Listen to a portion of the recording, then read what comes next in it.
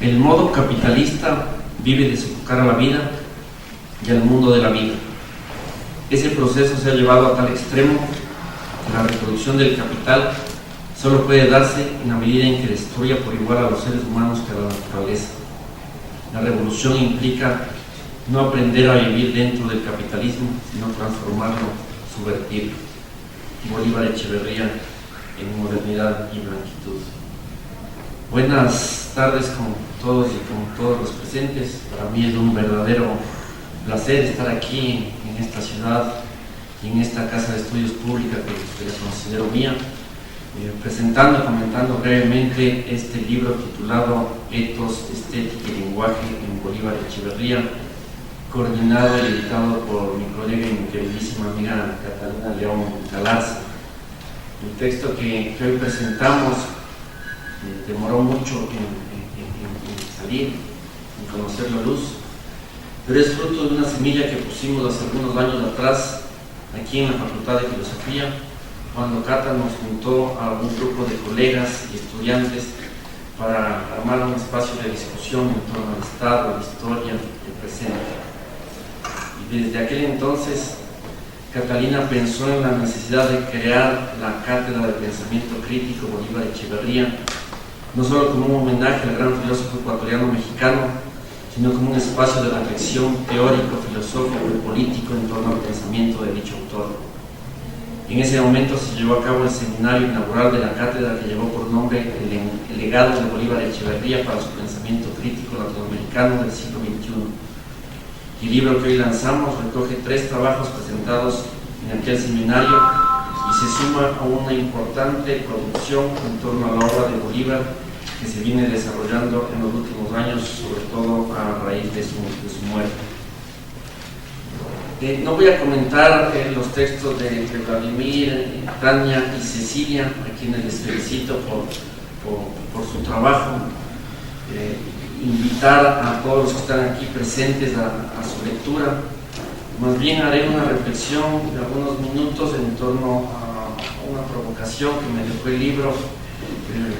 sobre algunos conceptos que están girando alrededor de estos 3 textos y que es parte de un ensayo colectivo en construcción que empezamos a desarrollar a raíz de una provocadora oferta y propuesta de mi querido amigo y colega Luis Herrera, de hacer una suerte de arqueología del pensamiento del gran Bolívar. La lamentable partida de Bolívar Echeverría en el año 2010 ha desatado en múltiples espacios académicos una revisión de su obra y una revalorización y enaltecimiento de sus aportes a los debates filosóficos, políticos y culturales a nivel regional. Podríamos decir, sin temor a equivocarnos, que estamos ante uno de los grandes pensadores más originales y fecundos de América Latina. El desarrollo de su pensamiento nos ofrece múltiples entradas para abordar de manera crítica el proceso de modernización de América Latina. Nos permite llevar a cabo una reconsideración de la historia material y simbólica de las prácticas culturales, en particular del barroco latinoamericano, comprendido como una realización histórica o como una segunda naturaleza orientada a hacer visible lo invisible del proceso de explotación y acumulación capitalista. La obra de Bolívar Echeverría es el resultado de un proyecto reflexivo de larga data que contribuye a hacer intangible las crisis de una modernidad que en la actualidad se manifiesta a todas luces como una crisis civilizatoria. Desde esta perspectiva, resulta reveladora la lectura del barroco como un etos histórico alternativo a la tesis protestante del etos realista que se impone y despliega a través de la americanización del mundo en su versión de globalización neoliberal. Como sostienen Inclán y sus colegas,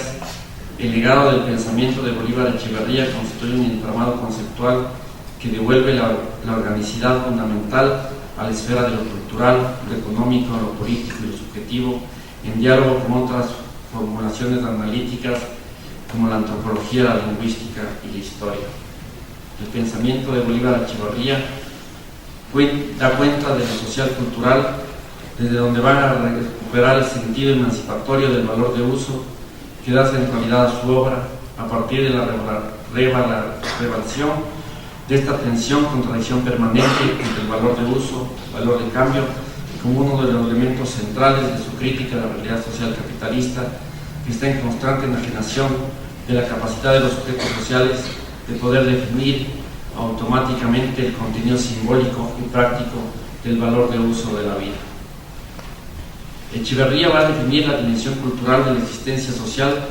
retomando una de las ideas centrales de Heidegger, que señala que lo que distingue al ser humano de los demás seres del planeta es que es deontológicamente libre, es decir, que su esencia es la libertad.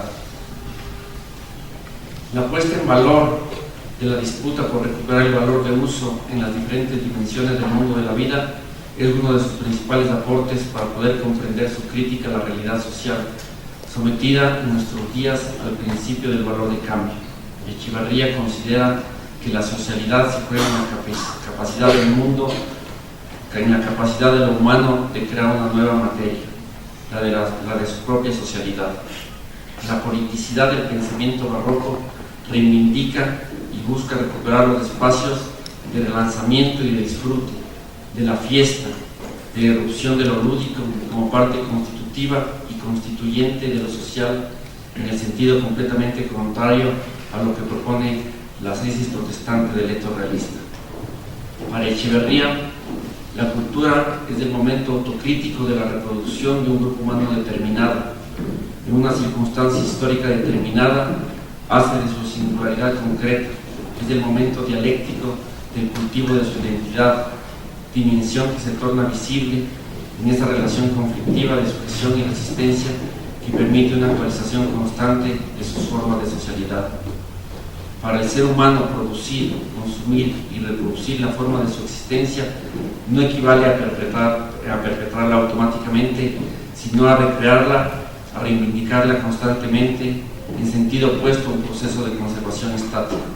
Se trata de una actividad orgánica, viva, a la que siempre se pone en juego lo característico de su forma de socialidad. En tal medida podemos decir que son los pliegues y las bifurcaciones de la cultura en donde surgen los acontecimientos que interpelan, alteran o revolucionan las formas de su concreción.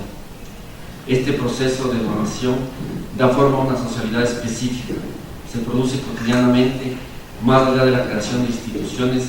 en la reproducción y consumo de valores de uso que buscan disputar la forma y dirección en la vida colectiva. Como señala Echeverría, sabemos que producir y consumir objetos es producir y consumir significaciones. Producir es comunicar, proponer a otro un valor de uso de la naturaleza. Consumir es interpretar, validar ese valor de uso encontrado por otro. Apropiarse de la naturaleza es convertirla en significativa, nos decía Bolívar Echeverría. En palabras del autor, la dimensión semiótica de la vida social no se distingue en general del proceso de producción-consumo. No es otra cosa que el modo en que la dualidad de este, su ser físico y político a la vez, caracteriza a la realización efectiva de todos los actos,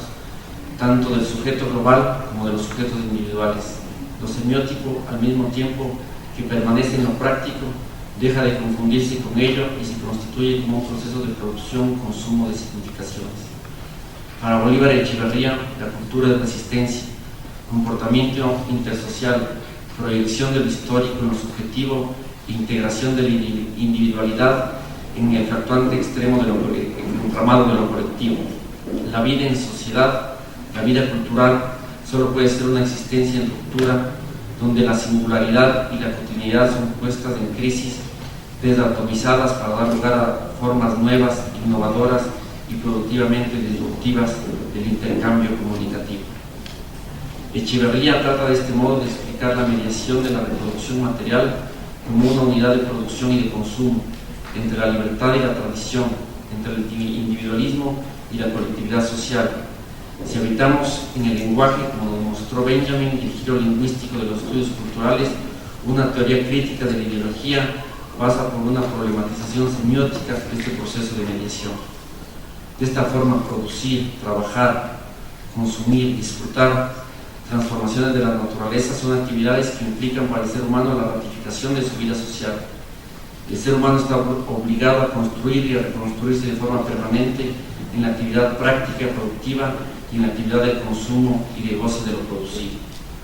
La dimensión semiótica propuesta por Echeverría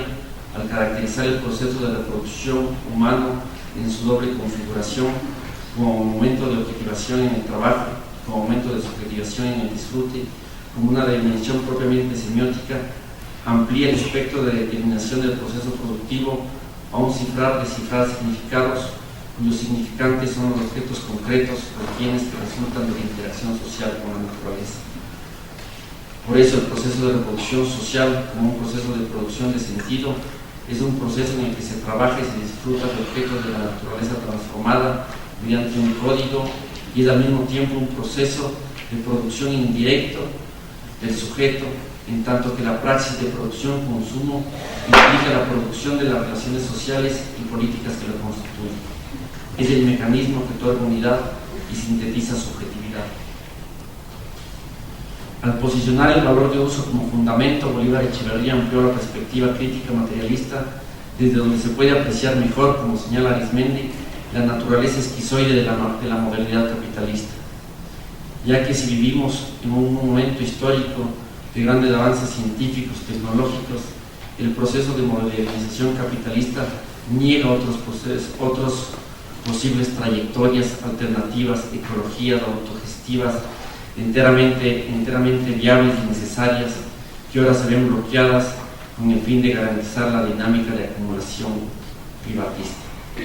Híbrido o desmesura de la dinámica capitalista que multiplica los peligros de la muerte y la barbarie, justo cuando mayores potencialidades contiene la técnica planetaria para ser dirigida por trayectorias alternativas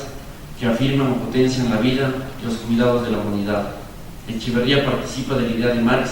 de que la mano invisible proclamada por Adam Smith es siempre una mano cargada en un solo sentido, que condiciona a la sociedad a las necesidades de la riqueza capitalista, que siempre tiene la última palabra. Por eso, como nos recuerda Fuentes, el terreno de la sociedad civil no es el terreno de la igualdad, sino el de la desigualdad estructural, sistemáticamente reproducida y esencialmente reconciliable. Sociedad civil y opinión pública son un campo hostil y violento del mercado, donde los propietarios privados se sirven del Estado para arrogarse del monopolio en el empleo de la violencia, que es la única manera que poseen para proteger la integridad y la pureza, entre comillas, del intercambio o imposición de una vida mercantil. Por eso lo político, para Echeverría, esa dimensión ontológica, transhistórica de la vida social, fundada en la vida, que la libertad humana